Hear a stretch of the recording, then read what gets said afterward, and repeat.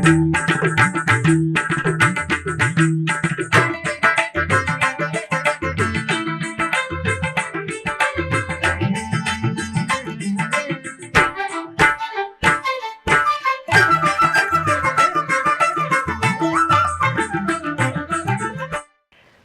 నమో వెంకటేశాయ.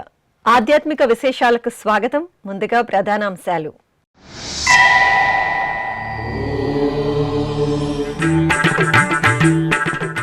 ఒంటిమిట్టలో శ్రీరామనవమి బ్రహ్మోత్సవాలు పరిసమాప్తం. శ్రీ కోదండరాముని సన్నిధిలో చక్రస్నానం, ధ్వజావరోహణ ఘట్టాలు.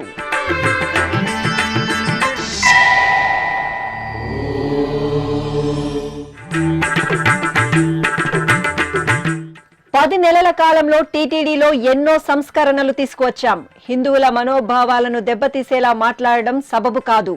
మీడియా సమావేశంలో టీటీడీ ఈవో జె శ్యామలరావు స్పష్టీకరణ.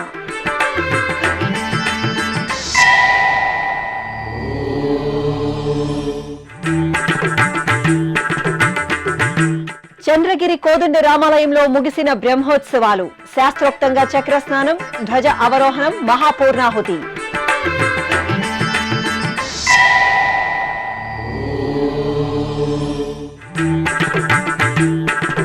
శ్రీ మృత్యుంజయ స్వామి వారికి వేడుకగా అభిషేకోత్సవం. హరహర మహాదేవ స్మరణలతో మార్మోగిన శ్రీకాళహస్తీశ్వరాలయం. ఏకశిలా నగరంగా ఖ్యాతి గడించిన ఒంటిమిట్ట శ్రీ కోదండ రామాలయంలో వార్షిక బ్రహ్మోత్సవాలు వైభవపేతంగా పరిసమాప్తమయ్యాయి. ఏప్రిల్ 5వ తేదీ నుండి 14 వరకు నిర్వహించిన బ్రహ్మోత్సవాలలో చివరి రోజైన సోమవారం చక్రస్నానం, ధ్వజ అవరోహణం కార్యక్రమాలను శాస్త్రోక్తంగా నిర్వహించారు.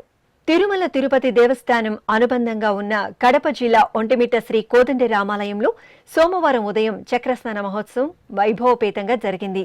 9 రోజుల పాటు నవనవోన్మేషంగా జరిగిన వార్షిక బ్రహ్మోత్సవాలలో చివరి రోజైన సోమవారం ఉదయం అర్చకులు సీతా లక్ష్మణ సమేత శ్రీరామచంద్రమూర్తి చక్రతాల్వార్ను పుష్కరిణి వద్దకు తీసుకువచ్చారు.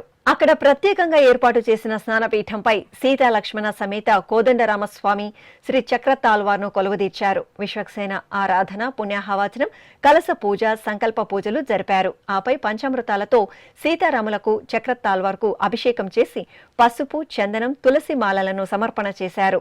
పవిత్ర కలస జలాలతో సహస్ర ధరల నడుమ స్నపన తిరుమంజనం జరిపి ధూపదీప నివేదనలు, మహామంగళహారతులు సమర్పించారు. रामचंद्र महाराज को जय जय, भूमि तनयापति की जय जय। रामचंद्र महाराज को जय जय, भूमि तनयापति की जय जय। सामजवर संत्रात को जय जय, श्याम सुंदर मूर्ति की जय जय।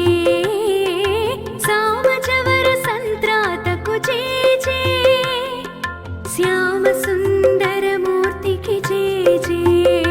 राम राम राम राम राम राम पुरुष एवेदं सर्वं यद्भूतं यस्य भव्यं उतामृतत्वस्येषानः यदन्नेनातिरोहति.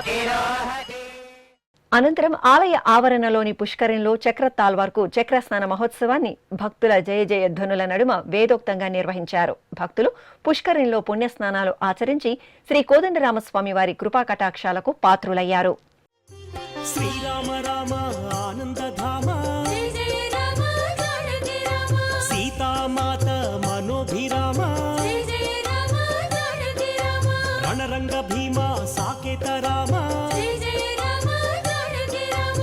ఆదర్శమూర్తి హే సార్వభౌమ, రాజీవలోచన హే మేఘశ్యామ, పురాణ పురుష రాజలలామ, అగణిత గుణగణ సీతాభిరామ.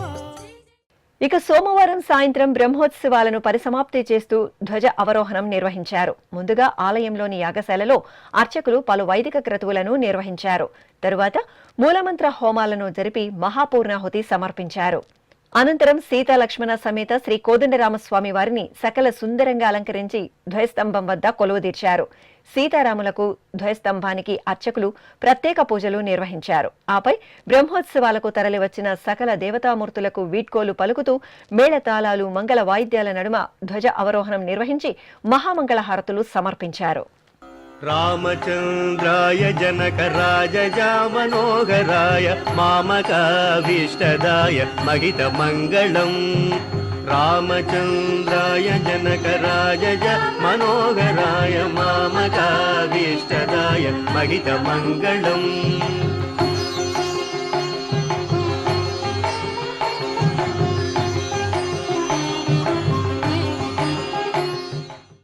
గత 10 నెలల కాలంలో తిరుమల తిరుపతి దేవస్థానంలో సంస్కరణలు తీసుకువచ్చి వివిధ విభాగాలను ప్రక్షాళన చేశామని, భక్తులకు సదుపాయాలను పెంపొందించి నాణ్యమైన అన్నప్రసాదాలను అందిస్తున్నామని టీటీడీ ఈవో జె శ్యామలరావు పేర్కొన్నారు.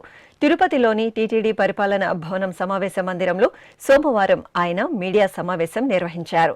తాను ఈవోగా బాధ్యతలు చేపట్టక మునిపే ముఖ్యమంత్రిని కలవడం జరిగిందని, టీటీడీలోని అన్ని వ్యవస్థలు అస్తవ్యస్తం, అపవిత్రమయ్యాయని, సమూలంగా ప్రక్షాళన చేయాల్సిన అవసరముందని ముఖ్యమంత్రి ఈ సందర్భంగా సూచించారని తెలియజేశారు.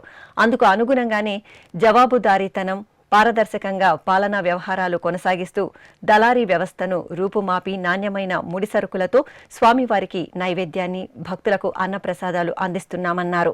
గత పాలక మండలి హయాంలో గోశాలలో ఎన్నో అవకతవకలు, అవినీతి జరిగిందని పవర్ పాయింట్ ప్రజెంటేషన్ ద్వారా వివరించారు. టీటీడీ మాజీ చైర్మన్ భూమన కరుణాకర్ రెడ్డి ఆరోపణలు హిందువుల మనోభావాలు దెబ్బతీసేలా ఉన్నాయని ఈవో శ్యామలరావు వివరించారు.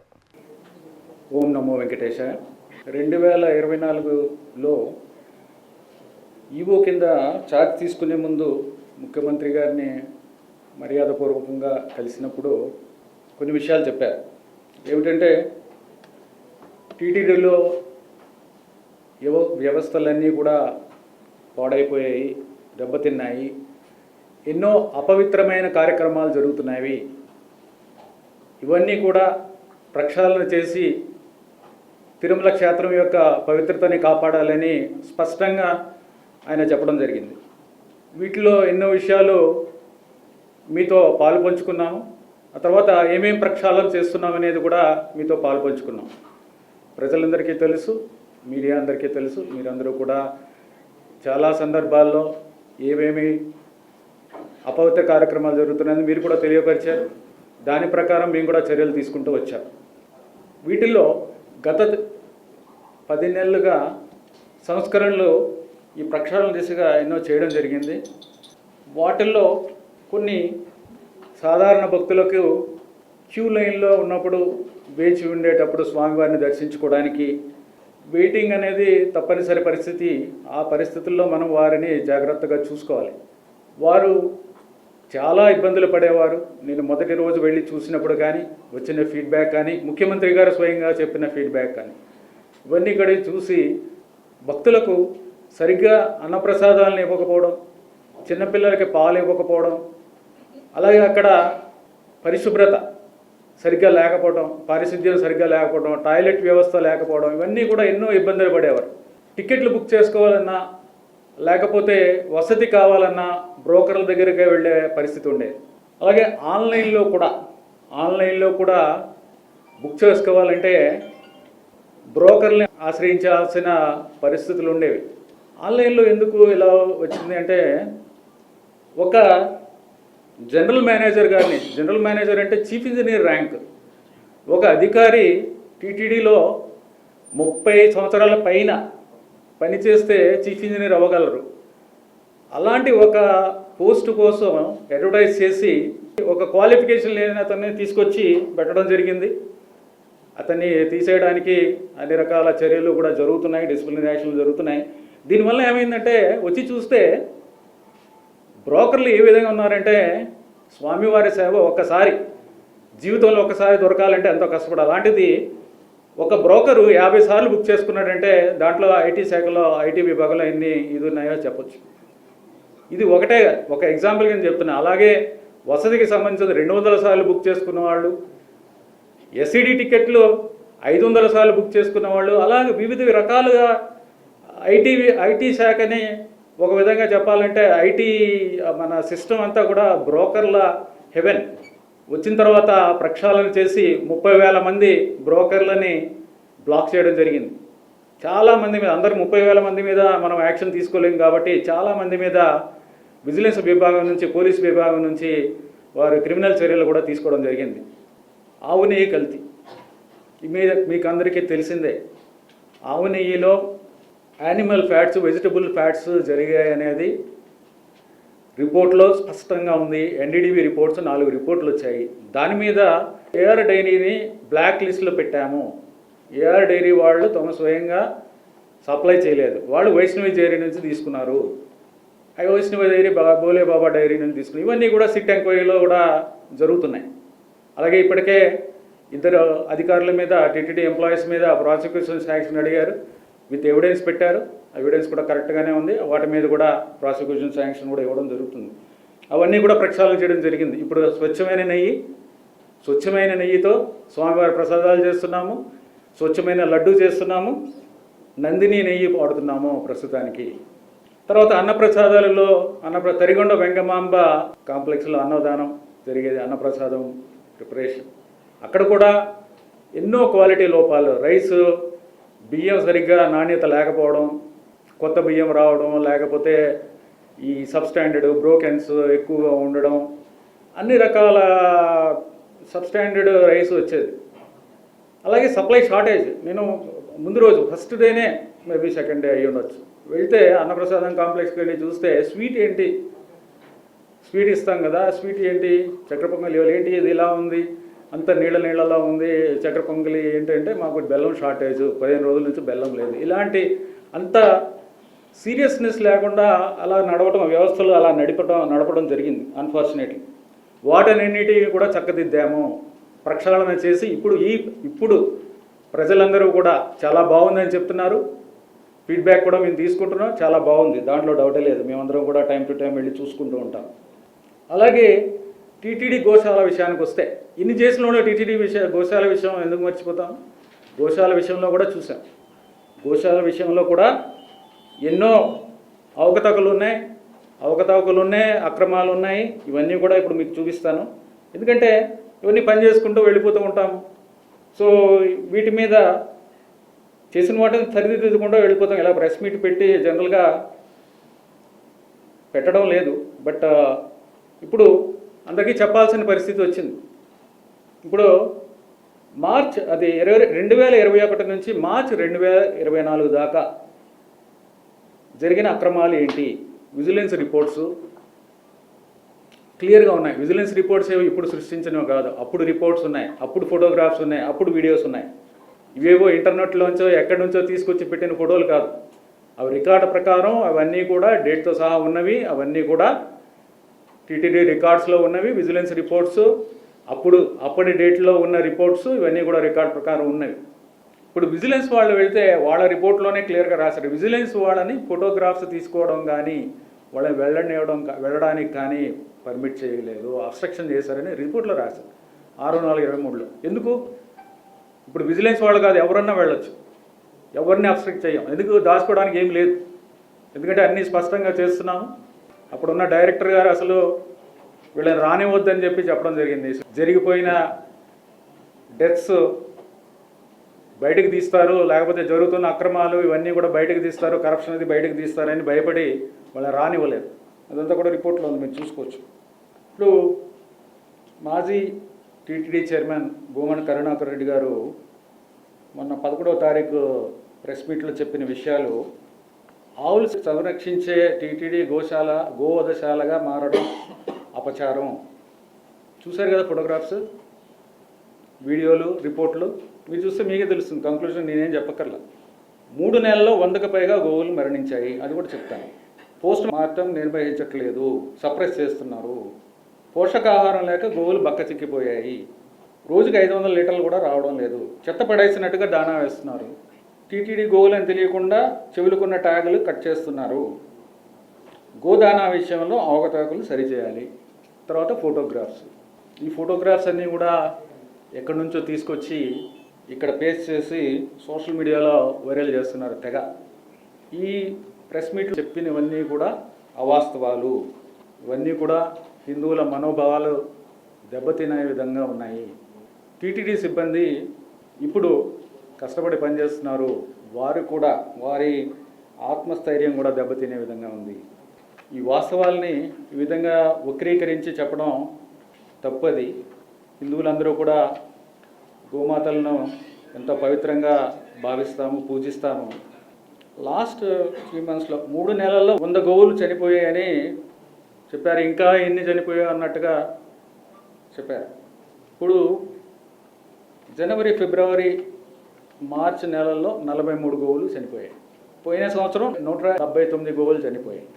అలా పోయిన సంవత్సరం జనవరి, ఫిబ్రవరి, మార్చి 2025లో 43 గోవులు చనిపోయాయి.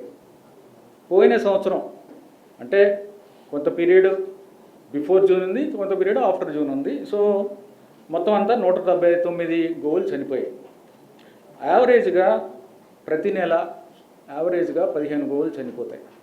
ఎందుకు చనిపోతాయంటే ఈ 15 గోవులు మనము డొనేషన్ మీద తీసుకుంటాము. వీటిలో ఓల్డ్ ఏజ్ ఉంటాయి, ఒట్టిపోయినవి ఉంటాయి, డిసీజెస్ ఉంటాయి. ఇవన్నీ కూడా తీసుకుంటాం. కానీ కొన్ని డిసీజెస్ మాత్రం మనం స్క్రీన్ చేసుకుని సర్టిఫికేట్ తీసుకుని అవి మిగిలిన వాళ్ళకి ఇన్ఫెక్షన్ లేకుండా అవి తీసుకుంటాం. కాకపోతే మోస్ట్ ఆఫ్ ద మనం గోవులు వచ్చినప్పుడు మనం తీసుకుంటాం. వాటి వలన ఎందుకంటే డెత్ రేట్ మామూలుగానే ఎక్కువ ఉంటుంది. ఇదేం కొత్తగా కాదు. లాస్ట్ ఇయర్ కూడా జరిగినాయి, యావరేజ్ జరిగినాయి, ఈసారి కూడా యావరేజ్ జరిగినాయి. అవి గోవులు చనిపోతూ ఉంటాయి. దీంట్లో 15 గోవులు యావరేజ్గా చనిపోతూ అనేది లాస్ట్ ఇయర్ జరిగింది, ఈసారి జరుగుతుంది. అఫ్కోర్స్ ఇంకా తగ్గించడానికి ఏ విధంగా అనేది మేము ప్రయత్నిస్తున్నాము, అది వేరే విషయం.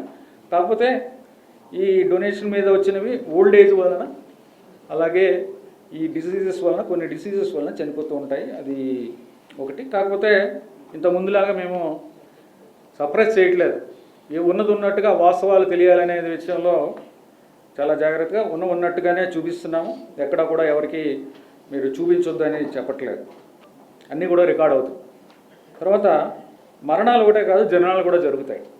ఈ 3 నెలల్లో 43 డెత్స్ అయితే బర్త్స్ జననాలు 59 జరిగాయి ఈ 3 నెలల్లో, జనవరి, ఫిబ్రవరి, మార్చి ఈ సంవత్సరంలో. తర్వాత పోస్ట్మార్టం చేయటం లేదనేది ఒకటి న్యూస్, ప్రెస్ క్లిప్పింగ్లో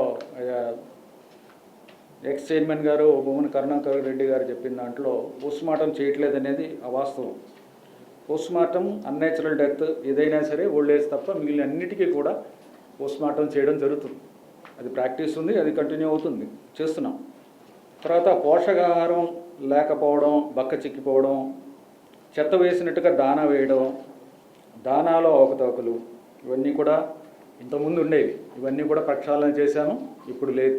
ఇంతకుముందు ఉన్నదనేది విజిలెన్స్ రిపోర్ట్లో కూడా స్పష్టంగా కనిపిస్తుంది. మీరు కూడా చాలామంది నిన్న చూశారు, వెళ్ళారు, చూశారు ఎలా ఉన్నాయి గోవుల పరిస్థితి అనేది. మీరు కూడా చూడొచ్చు ఎలా ఉందని, వాటి ఆరోగ్య పరిస్థితి ఏంటనేది. గోవులకి తిండి పెట్టట్లేదు, దానా వేయడం లేదు అన్నట్టుగా ఇక్కడ చెప్పడం జరిగింది నిన్న ప్రెస్ మీట్లో 11వ తారీఖు. దీంట్లో గోవుల సంఖ్యను బట్టి దానా వేయడం జరుగుతుంది. ఎక్కడా కూడా అది తేడా లేదు. Before June last year 254 metric tons formula 1, అలాగే ఈ సంవత్సరం 229, ఫార్ములా 2 600. అంటే ఎందుకు తగ్గిందంటే నాన్ మిల్చింగ్ టు మిల్చింగ్ అయినప్పుడు, అంటే పాలిచ్చే పరిస్థితి వచ్చినప్పుడు వాటికి ఫార్ములా 2 పెడతాము. సో ఫార్ములా 2 641 పోయిన సంవత్సరంలో ఫస్ట్ హాఫ్లో, ఫస్ట్ అంటే జూన్ దాకా పెడితే ఈ సంవత్సరం 709 మెట్రిక్ టన్స్ పెట్టడం జరిగింది. ఫార్ములా 3 అంటే దూడలుగా పెట్టేది, ఆవు దూడలుగా పెట్టేది 20.86 మెట్రిక్ టన్స్ పెడితే ఈసారి 16.227 పెట్టడం జరిగింది రెండో హాఫ్లో. అలాగే హెచ్ఎన్ ఫోడర్ అని ఒక రకమైన ఫోడర్, అది 3000 metric tons up to June పెడితే తర్వాత ఉన్న హాఫ్ ఇయర్లో అంటే జూలై నుంచి డిసెంబర్ దాకా 3318 మెట్రిక్ టన్స్ పెట్టడం జరిగింది. అలాగే ఈ సంవత్సరం కూడా ఫోడరు స్టాటిస్టిక్స్ ఉన్నాయి, ఫోడర్ పెట్టడం జరిగింది. ఇవన్నీ కూడా రికార్డెడ్గా ఉంటాయి. ఎవరు కూడా దీన్ని సప్రెస్ చేయడానికి కూడా అవకాశం లేదు. ఫోడర్ పెట్టలేదు, ఏదో దీంట్లో అవినీతి జరిగిపోయింది అన్నట్టుగా మాట్లాడారు. అది కంప్లీట్గా అది అవాస్తవం. ఇవన్నీ రికార్డులు కూడా క్లియర్గా ఉన్నాయి.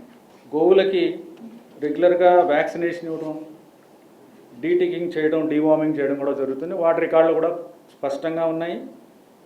మేము కూడా పర్సనల్గా వెళ్ళి చూసినప్పుడు కూడా చూస్తాము, బయట మధ్యలో వెళ్ళినప్పుడు అవన్నీ కూడా కార్యక్రమాలు పకడ్బందీగా జరుగుతున్నాయి. రోజుకు 500 లీటర్లు కూడా ప్రొడక్షన్ లేదని చెప్పారు. 762 లీటర్లు ప్రస్తుతానికి ప్రొడక్షన్ ఉంది. ప్రొడక్షన్ మిల్చింగ్ కౌస్ అంటే పాలిచ్చే నంబర్ని బట్టి ఉంటుంది. 6 లీటర్లు పర్ డే యావరేజ్గా ఒక్కొక్క గోవు నుంచి పాలు వస్తున్నాయి. తర్వాత ట్యాక్స్ ఏవైతే పెడతారో అవన్నీ కూడా పకడ్బందీగా ఉన్నాయి, అవి కూడా చూసాము. ఇవి కావాలని ట్యాక్స్ తీసేస్తున్నారు, డెత్స్ సప్రెస్ చేయడానికో లేకపోతే వేరే కారణాలతో ఇవి ట్యాక్స్ అన్ని తీసేయడం అనేది చేస్తున్నారని చెప్పారు. అది కరెక్ట్ కాదు. అవన్నీ కూడా చూడటం జరిగింది. మీరు కూడా ఎప్పుడైనా చూడొచ్చు. ఫొటోస్ విషయానికైతే ఇందాక చెప్పాను, అవన్నీ ఎక్కడో ఫొటోస్ తీసుకొచ్చి ఇక్కడ అన్నట్టుగా ప్రొజెక్ట్ చేయడం అనేది కరెక్ట్ కాదు. తిరుపతి జిల్లా చంద్రగిరిలో కొలువైన శ్రీ కోదండరామస్వామి వారి దేవాలయంలో వార్షిక బ్రహ్మోత్సవాలు ఘనంగా ముగిశాయి. తిరుమల తిరుపతి దేవస్థానం అనుబంధంగా ఉన్న ఈ ఆలయంలో ఏప్రిల్ 5వ తేదీన అంకురార్పణతో ప్రారంభమై 14వ తేదీ వరకు 9 రోజుల పాటు ఆగమోక్తంగా జరిగాయి. తిరుమల తిరుపతి దేవస్థానం అనుబంధంగా ఉన్న శ్రీ కోదండ రామాలయంలో నిర్వహించిన బ్రహ్మోత్సవాలలో చివరి రోజైన సోమవారం ఉదయం చక్రస్నానం జరిగింది. ఆలయ ప్రాంగణంలో ఏర్పాటు చేసిన ప్రత్యేక స్నానపీఠంపై సీతాలక్ష్మణ సమేత శ్రీరామచంద్రమూర్తి చక్రతాల్వార్ను వేంచేపు చేశారు. ఆపై అర్చకులు కలశ స్థాపన, కలశ పూజ, పుణ్యాహవాచనం, విశ్వక్సేన ఆరాధన, సంకల్ప పూజలు జరిపారు. అనంతరం వేద మంత్రోచ్చారణల నడుమ పలు మంగళ ద్రవ్యాలతో పాంచరాత్ర ఆగమోక్తంగా స్నపన తిరుమంజనం నిర్వహించి నివేదన, మహామంగళహారతులు సమర్పించారు. రాముడు రాఘవుడు రవికులుడితడు భూమి జగ్గుపతి అయిన పురుష నిధానము. రాముడు రాఘవుడు రవికులుడితడు భూమి జగ్గుపతి అయిన పురుష నిధానము. రాముడు రాఘవుడు రవికులుడితడు.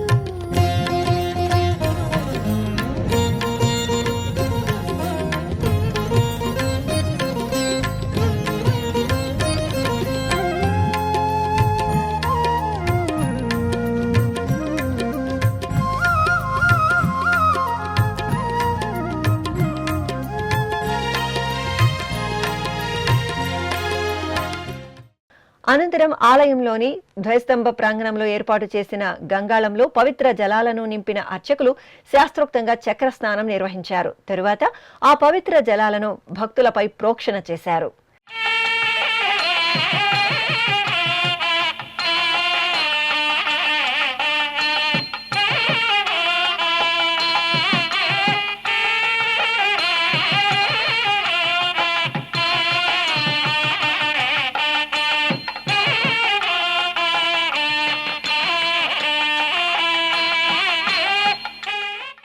ఇక సోమవారం సాయంత్రం ఆలయ ప్రాంగణంలోని యాగశాలలో అర్చకులు పుణ్యాహవాచనం, విశ్వక్సేన ఆరాధన, అగ్ని ప్రతిష్ఠ తదితర వైదిక క్రతువులను నిర్వహించి వేద మంత్రాలు, మంగళ వాయిద్యాల నడుమ శాస్త్రోక్తంగా మహాపూర్ణాహుతి కార్యక్రమాన్ని నిర్వహించారు.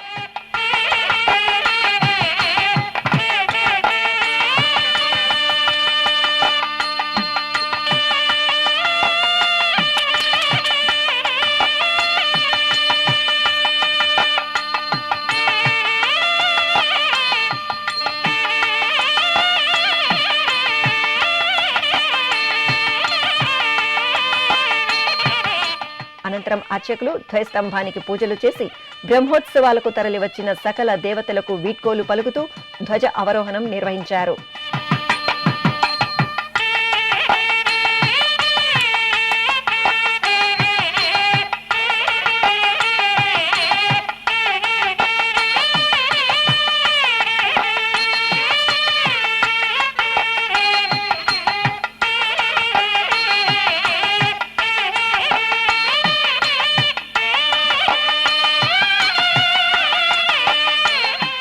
అనంతరం అర్చకులు యాగశాలలో ప్రధాన కలశాన్ని శిరస్సుపై పెట్టుకుని ఆలయ ప్రదక్షిణగా గర్భాలయంలోని మూలమూర్తులు, ఉత్సవమూర్తులకు సంప్రోక్షణ చేశారు. పంచభూతలింగ క్షేత్రాల్లో వాయులింగ క్షేత్రంగా భాసిల్లుతున్న శ్రీకాళహస్తీశ్వరాలయంలో శ్రీ మృత్యుంజయ స్వామి వారికి అభిషేకోత్సవం ఘనంగా జరిగింది. చైత్రమాసం సోమవారాన్ని పురస్కరించుకుని అర్చకులు తొలుత విఘ్నరాజాధిపతి శ్రీ వినాయక స్వామి వారికి పంచామృతాలతో అభిషేకం చేశారు. తరువాత చక్కటి అలంకరణలతో గణనాథునికి పూజలు చేశారు. ఆపై మృత్యుంజయ స్వామి వారికి పాలు, పెరుగు, తేనె, నెయ్యి, కొబ్బరి నీరు, పసుపు, చందనం తదితర దివ్య పరిమళ ద్రవ్యాలతో అభిషేకం నిర్వహించి గంధం, కుంకుమ, పుష్పమాలతో అలంకరణ చేసి ధూపదీప నివేదనలు, మహామంగళహారతులు సమర్పించారు. నమః శివాయ నమః శివాయ ఓం నమః శివాయ నమః శివాయ నమః శివాయ ఓం నమః శివాయ.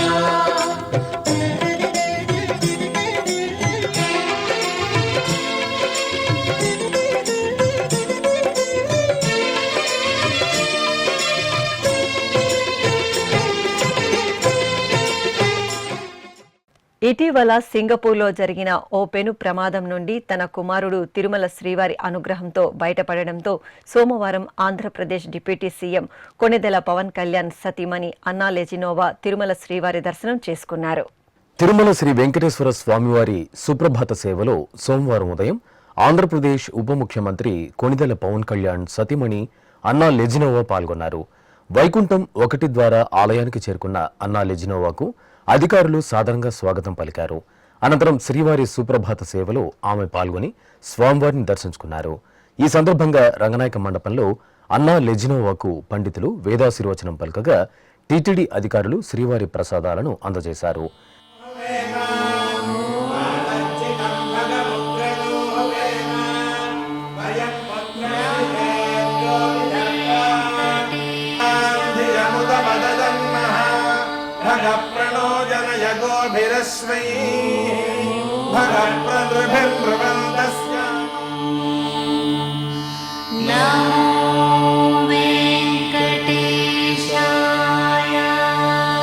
ఇటీవలే పవన్ కళ్యాణ్ కుమారుడు సింగపూర్లో జరిగిన ప్రమాదంలో అస్వస్థతకు గురికావడంతో ఆమె శ్రీవారిని దర్శించుకుని మొక్కులు చెల్లించుకున్నారు.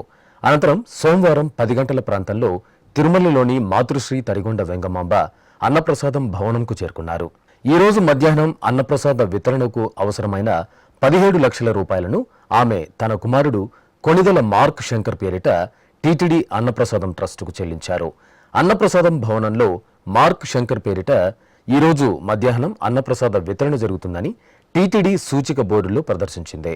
అన్నప్రసాద భవనంలో ఆమె ఎంతో భక్తితో స్వామివారి ప్రసాదాన్ని స్వీకరించారు. ఈ సందర్భంగా టీటీడీ అదనపు ఈవో సిహెచ్ వెంకయ్య చౌదరి అన్నా లెజినోవాను అన్నప్రసాద భవనంలో మర్యాదపూర్వకంగా కలిసి అభివాదం చేశారు. అంతకుముందు శ్రీవారి దర్శనార్థం ఆదివారం రాత్రి తిరుమలకు చేరుకున్న డిప్యూటీ సీఎం సతీమణి అన్నా లెజినోవా తిరుమల క్షేత్ర సంప్రదాయాన్ని పాటిస్తూ ముందుగా శ్రీ భూవరాహస్వామి వారిని దర్శించుకున్నారు.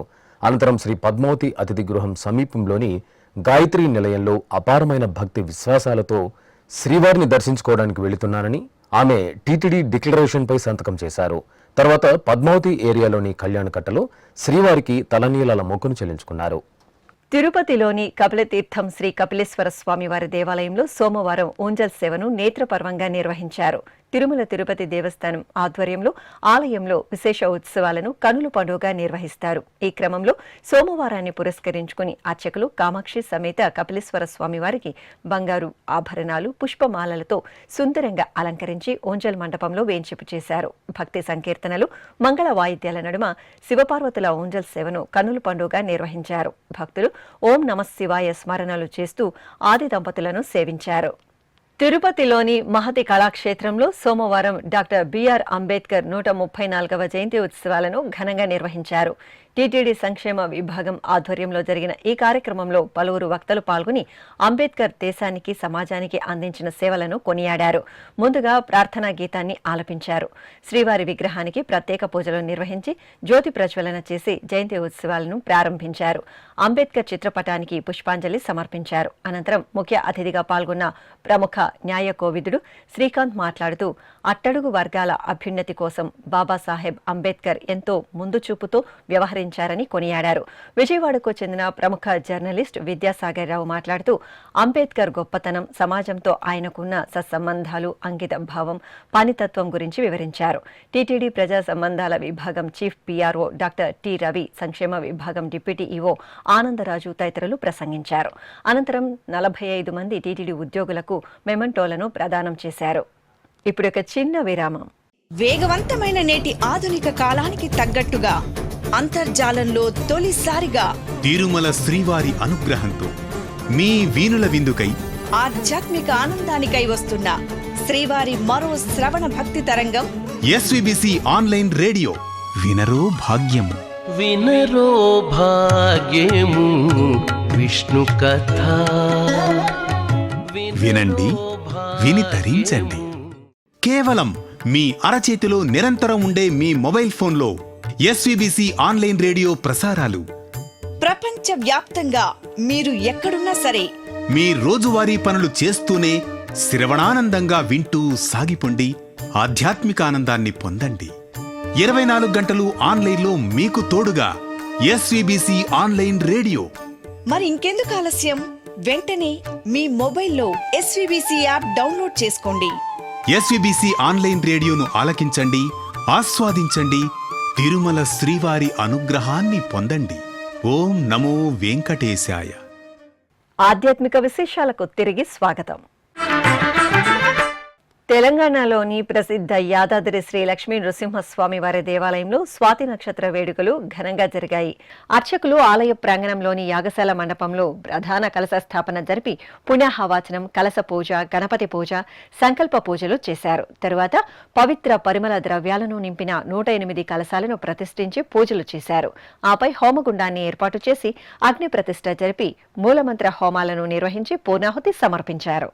ఏకశిలా నగరంగా విలసిల్లుతున్న ఒంటిమిట్ట శ్రీ కోదండి రామాలయంలో విశేషంగా జరుగుతున్న వార్షిక బ్రహ్మోత్సవాలు చివరి రోజుకు చేరుకున్నాయి. టీటీడీ ఆధ్వర్యంలో వైభవపేతంగా జరుగుతున్న శ్రీరామనవమి ఉత్సవాల్లో భాగంగా చివరి రోజైన సోమవారం ఉదయం చక్రస్నాన మహోత్సవం జరిగింది.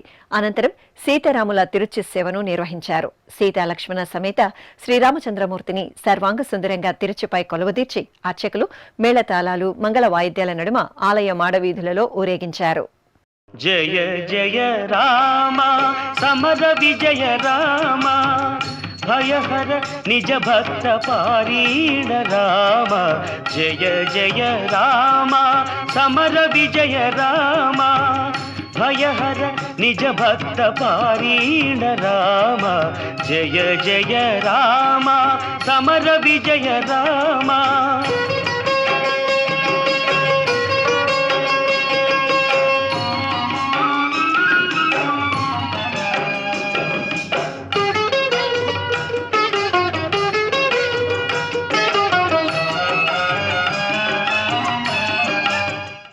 రుక్మిణి సత్యభామ సమేత శ్రీ వేణుగోపాల స్వామి వారు రథోత్సవంలో కనుల పండుగ దర్శనమిచ్చారు. నెల్లూరు మూలాపేటలో కొలువైన శ్రీ వేణుగోపాల స్వామి వారి దేవాలయంలో వార్షికోత్సవాలు ఘనంగా జరుగుతున్నాయి. ఉత్సవాల్లో భాగంగా అర్చకులు రుక్మిణి సత్యభామ సమేత శ్రీ వేణుగోపాల స్వామి వారిని సర్వాంగ సుందరంగా అలంకరించి తిరుచిపై కొలువదీర్చి ఊరేగింపుగా చక్కగా తీర్చిదిద్దిన రథం వద్దకు తీసుకువచ్చి వేంచేపు చేశారు. ప్రత్యేక పూజలు నిర్వహించిన అనంతరం మేళతాళాలు, మంగళ వాయిద్యాలు, భక్తుల దైవనామ స్మరణల నడుమ పురవీధులలో స్వామివారి రథోత్సవం వేడుకగా జరిగింది.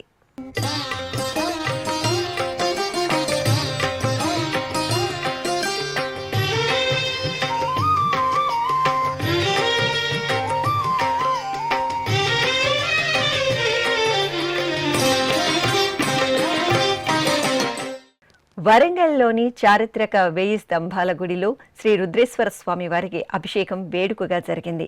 చైత్రమాసం సోమవారాన్ని పురస్కరించుకుని అర్చకులు భక్తులచే పలు రకాల ద్రవ్యాలతో పాటు పవిత్ర జలాలతో అభిషేకాన్ని కనుల పండుగ నిర్వహించారు.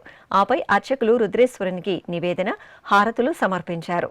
భక్తులు భోలాశంకరుని అభిషేకోత్సవంలో తరించారు.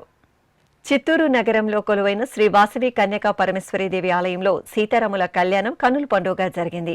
అమ్మవారి సన్నిధిలో వేడుకగా జరిగిన శ్రీరామనవమి ఉత్సవాల్లో చివరి రోజున సీతారాముల కళ్యాణం నిర్వహించారు. ఈ సందర్భంగా ఆలయ ప్రాంగణంలో చక్కటి కళ్యాణ వేదికను ఏర్పాటు చేసి వధూవరులుగా అలంకరించిన సీతారాములను వేంచేపు చేశారు. విశ్వక్సేన ఆరాధన, పుణ్యాహవాచనం, కంకణ ధరణ, యజ్ఞోపవీత ధరణ తదితర క్రతువులను జరిపి వేద మంత్రోచ్చారణలు, మంగళ వాయిద్యాల నడుమ సీతారాముల కళ్యాణాన్ని నిర్వహించారు.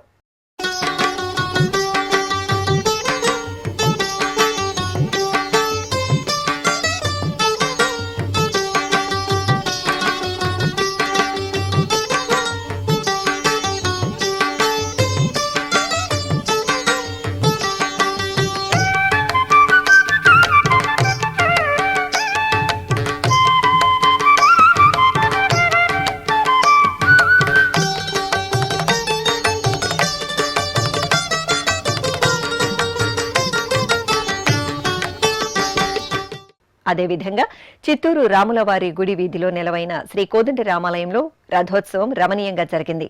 శ్రీరామనవమి ఉత్సవాల్లో భాగంగా అర్చకులు సీతా లక్ష్మణ హనుమత్ సమేత శ్రీ కోదండరామస్వామి వారికి సకల శోభితంగా అలంకరణలు చేసి నిత్య షోడశోపచారాలను నిర్వహించారు. అనంతరం ఉత్సవమూర్తులను రథంపై కొలువుదీర్చి ప్రత్యేక పూజలు చేశారు. మేళతాళాలు, మంగళ వాయిద్యాల నడుమ రథోత్సవం వేడుకగా నిర్వహించారు. భక్తులు జై శ్రీరామ్ స్మరణలు చేస్తూ రథోత్సవంలో పాల్గొన్నారు.